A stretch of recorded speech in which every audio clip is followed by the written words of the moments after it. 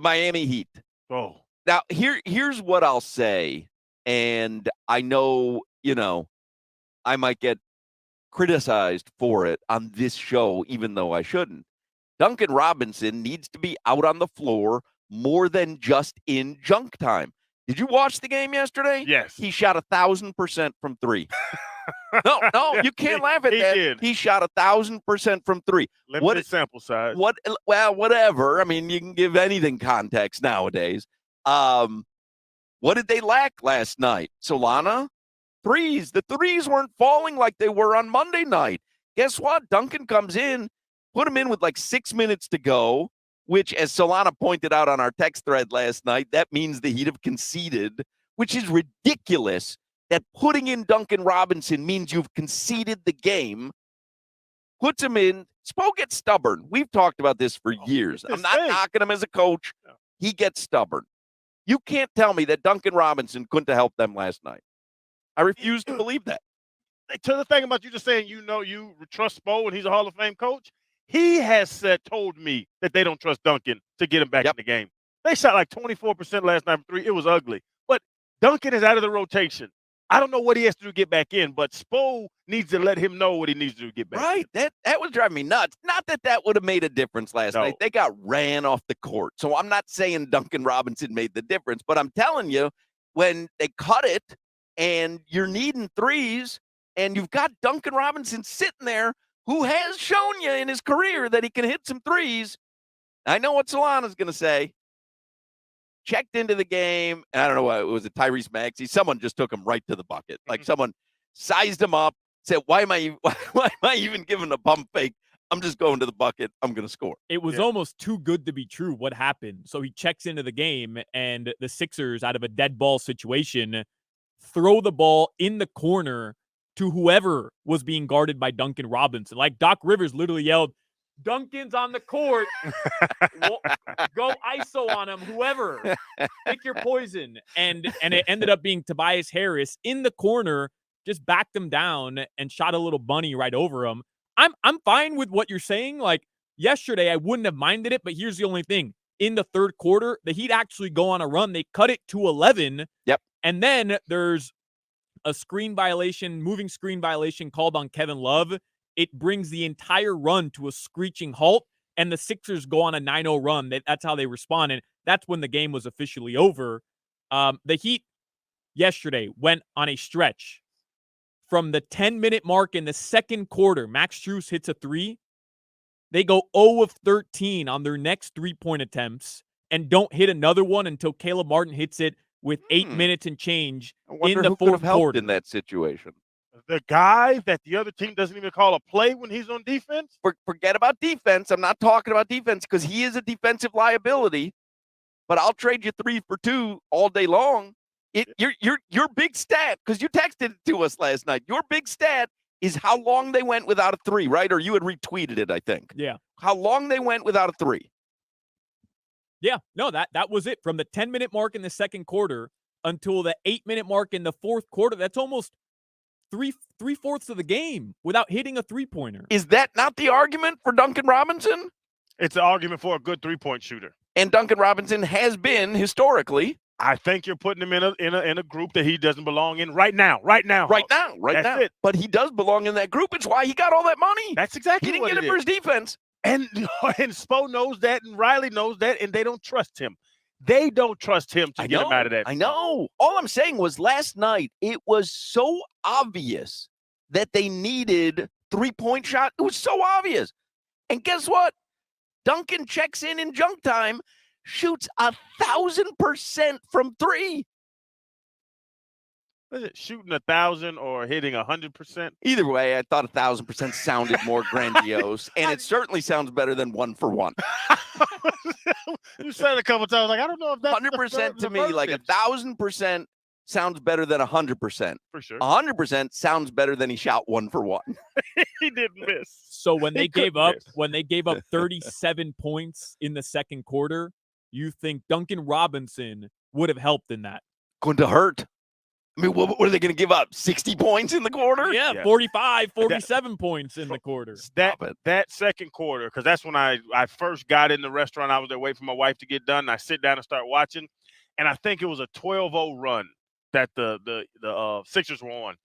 And my man Tyler Hero came around some pick, and he was wide open at the rim and missed it. And then they went on to score another 6 or 7 points, without he scoring. This is the problem we have, because the guys that are supposed to be the buckets on our team are not buckets. Hero's not a flat-out bucket. When I watch James Harden skip up the court, I'm still scared that James Harden is just going to go to the rim and score. Anybody on our team has the ball, it's not, oh, here we go. It doesn't feel that way. I don't know how y'all feel different. I do not feel that way about one of our players. No, and that's the problem. I mean, that's legitimately the problem, which is why you need more Duncan Robinson. All right, let's get. I didn't know how hard I was going to go in on that. I almost feel like I overdid it. Are you and Duncan Ken? Are y'all related? Happy birthday, Tua, by the way. Hey, Tua's 25 today.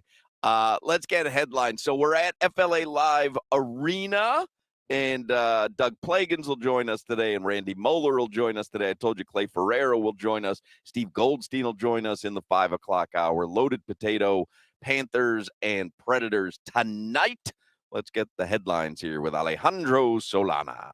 They're driven by the new Palmetto Ford Truck Super Center. Why buy your truck at a car store? Palmetto Ford, we know trucks.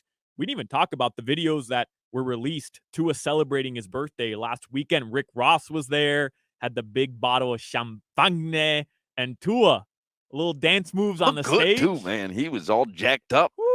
Yeah, he was having fun. When that confetti got on the stage, I was so worried he was gonna slip. No, he can't fall. I actually thought a piece of paper confetti would hit him in the head. Streamers fall down during the Manilow concert. And I'm like, if the streamer hit Tua, all bets are off. Tua surprised me with that party. I saw him as a stay-at-home and light a little public candle. That's the funny thing, because I even said with the head injuries, people treat him or perceive him as this delicate flower. Yeah. And this dude is a hard partying Hawaiian. He is in the prime of his athletic career. Like, you forget, that dude's a badass. I think of him as a college student still. Yeah. That's the craziest Who's thing. like under the spell of Nick Saban, where you can't say much, do much, show much. And he's not that. You saw it in that video. The final score last night, 119-96 in favor of Philadelphia. Not the way you wanted to start your 6-game homestand. Don't worry, though. Can't get any worse than this, right? You only have the streaking Knicks coming to town tomorrow, who have won 7 straight. They scored 47 points in a quarter yesterday. Wow. They've scored 140 points in a game over this 7-game win streak. They're arguably the second hottest team in the NBA outside of Milwaukee. You know what you'll need to keep up with them? Oh, Jesus. I mean, Shane Battier? Listen. God. You know what? Solana, they scored 47. I would bet, and I didn't even look at the stats, the Heat have not scored 40 points in a quarter this season. No, 39 is their highest. And yesterday they had 38 in the first quarter. It was their second highest scoring first quarter of the season. And you felt great. You're up 38-34 after the first quarter. And then you scored 15 in the second. So they host that defense is poop through a goose. Mm-hmm. They host the Knicks tomorrow, 8 and that's p.m. not where Duncan's going to help you. Just so you know, I'm not advocating that. Yeah, but you know what? What does Spo value more? That might be the answer to your question. Okay, I'm with you. He values defense more, and that's fine. But also, if you can't hit a 3, you literally can't hit a 3, and you've got a guy sitting on the bench. You're telling me a minute? You can't say, hey, you know what? I'm going to check you in for a minute. Fire up a 3. You hit an air ball, you're coming right out. You're never getting off the bench again. You nail the 3. Maybe we've got something tonight that can keep pace. It's kind of the approach of, I don't think Spo ever sits back and says, okay, this is going to be a shootout. He doesn't approach coaching like we're about to have a shootout. Correct. And I don't think he goes off his rotation. I mean, we've talked about this a million times, but when he locks in on a rotation, it gets to that 6-minute point in the game where he then goes, okay, I'll empty the bench. Yeah, but I mean, that rotation won you a game 2 nights that's before fine. in Philadelphia. But it was very obvious last night before the 6-minute mark in the fourth quarter where he actually put Duncan in. It was pretty obvious they weren't going to win that game. They needed some 3-point shooting. I just think like sprinkling Duncan Robinson into the game randomly isn't going to help you fill all the honestly, holes. Honestly, during the free agency, during the trade deadline, and then the buyout deadline, like, what was everyone saying? We need shooters. Right. Like, and then you're going to say, well, sprinkling a shooter in there isn't going to change anything. We talked for 2 weeks. This is what they need. Hoch, you're ignoring a sample size of Duncan Robinson over the course of last year and this year when well, he's you're played. Ignoring the sample size of Duncan Robinson the year before that then. Right, but you want to go back 3 years, pinpoint a spot of Duncan's career. That's right. You want to pinpoint a spot. I want to pinpoint a spot. I want to pinpoint the most recent analytics and stats we have of most Duncan recently, Robinson. he shot 1,000% from behind the 3-point arc. Okay. I'll tell you this. That window you're talking about, you remember what that was? The bubble. Duncan all them people are there and now the pressure's on. Duncan got paid off the bubble. Nah, he was good before the bubble too that season. Like he was an elite 3-point shooter. There's no doubt.